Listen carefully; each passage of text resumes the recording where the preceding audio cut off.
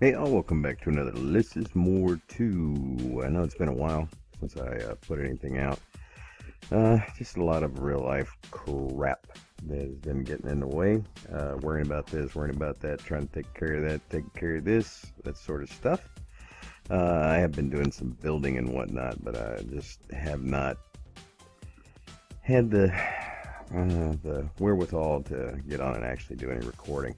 So today, what I've been messing around with is Reliquary's potion system. If you've ever played Reliquary before, you know they had a bunch of different potions. They were kind of easy to make. You just use a crafting table, and I really liked that. And I noticed they were missing from this version now. And if you go in, this is of course still 1.710. But if you go in here now, you notice they're missing. They're actually in 1.94. The different potions and these potion essences and the differences, but I still think you kind of need to know how to do this. So what I'm making is just some health boost potions. You can see here I have a health boost 2 and health boost 5. And you can see down at the bottom it's plus 20 max, and this one is plus 8. The difference in the two is how you put them together. All right, now this one is a emerald and a wheat in here in your apothecary mortar, and you need an apothecary cauldron also for this. Not a regular cauldron, it has to be the reliquary apothecary cauldron. So you're going to put your two. It has to be two different things. Now, like I said, on JEI, the new one, it'll actually tell you the ingredients you need to make a certain potion. But for this, you'll actually need to go on the web and do a web search for Reliquary Potion System. And there's a GitHub page that will show you. And what you'll get is,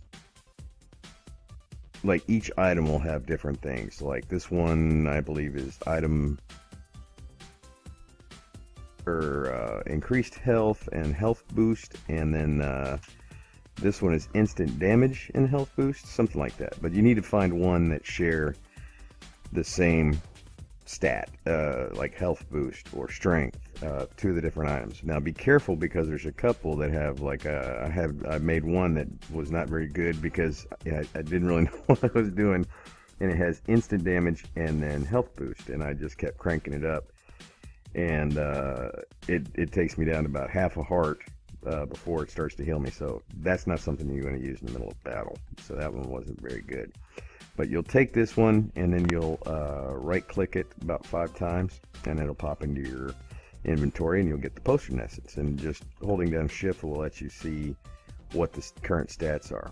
Now, to increase it, like this one here is boost 5, you're going to put that potion essence in, and then you'll notice on the list that eventually you'll get down. They were broken down into tiers. Eventually you'll start seeing +1 next to the stats on some of these. So you take that +1, and it will increase the stats.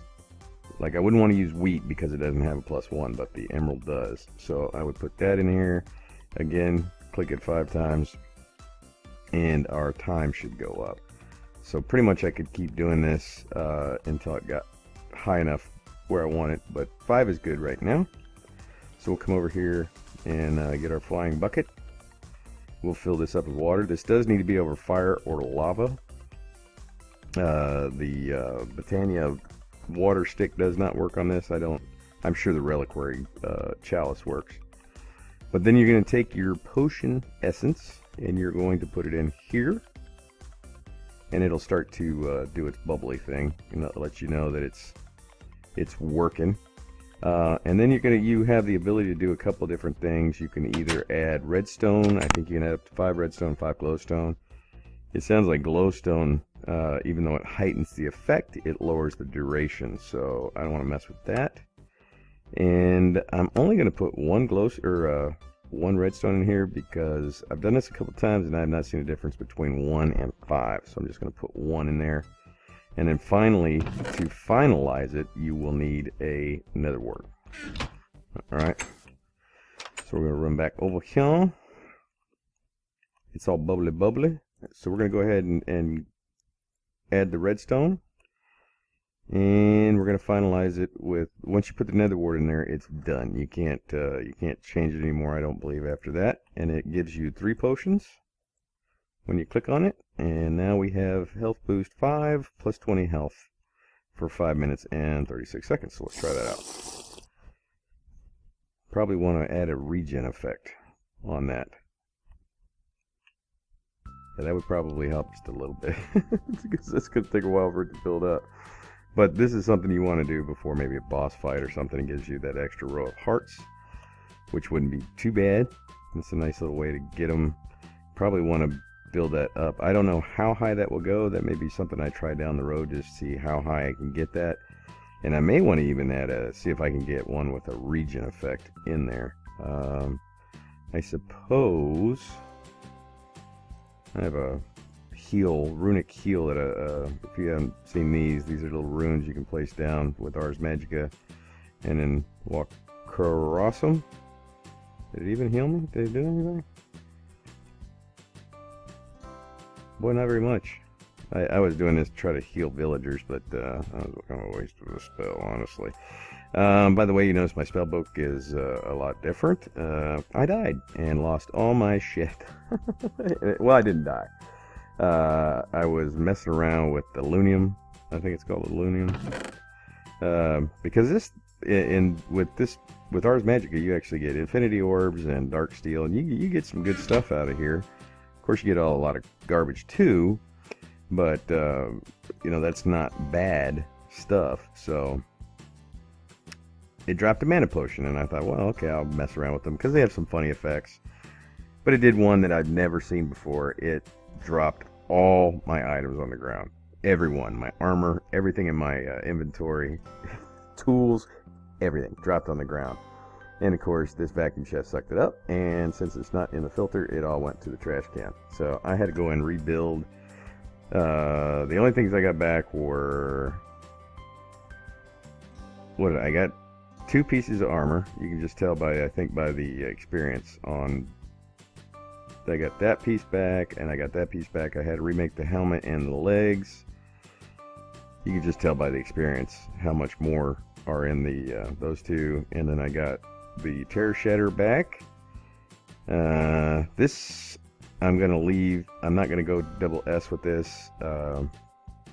Almost did, but I don't. It just does too big of an area. I've actually been mining in the deep dark quite a bit with that, and it takes a long time. That little bitty bit you see left there would probably take another 2 hours maybe to get. Letting it just sit in the pool down there.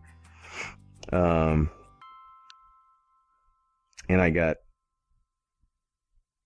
my ender pouch back, but I lost my spell book, all my spells.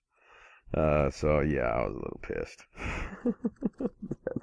That actually made me not play for a couple days. I was really upset with myself, and it took me a while to get back on and rebuild all this stuff, and I still haven't made all my spells back yet. Luckily, I have most of them in the chest, and I also took that opportunity to rebuild a couple of them. So now, a little trick that I've been doing, if you need emeralds, I was playing around over in my test area. If we go over here, this is my undersea test area. If you look on the map, we're over in the ocean, over here in the ocean, and probably not this video, maybe another one. I'll show the new smelting area that we have. But over here we have a soul cage with villagers, a villager soul shard on the inside. I got that from my villager breeder over there. Just kept killing them until I got the that filled. And then I messed around with this particular spell we're going to use, which is called Soul Forge, and I accidentally killed every one of them. But it doesn't matter because I can spawn them now out of here. But what we have is Soul Forge. If we look at it, or Rune Forge, and what it does is it drops the same kind of thing. Drops a rune on the ground, and when something touches it, it activates it, and you know, does an area effect. forge spell, and this particular one has 3 rune procs on it. So what I do is I just spawn these guys, and this is kind of bad, horrible way, but it's over in our testing area, so nobody will find out about it.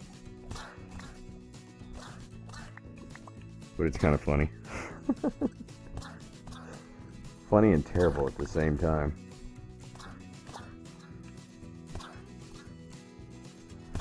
But yeah, you can sit here and collect quite a bit of emeralds. You can fill your inventory up pretty quick with the spell. I know I say it's not right. I know it's not right. And I feel terrible about this. This poor villager slaughter.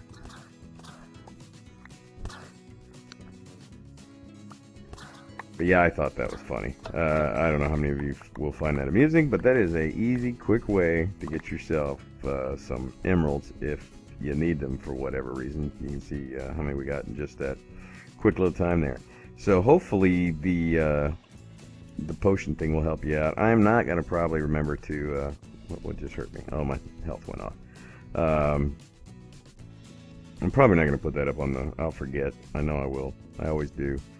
But just do a search for Reliquary System GitHub, and you'll find a nice little list explaining all that, the different items to use.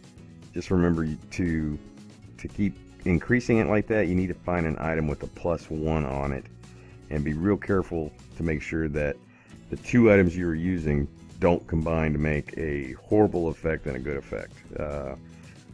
You need to make sure that they both have strength, but they don't have like instant damage also, or you will get both of those effects on your potion essence and then in your potions. So guys, I hope that helped you out. Appreciate you coming by. Sorry it's been so long, and until next time, I will see y'all later.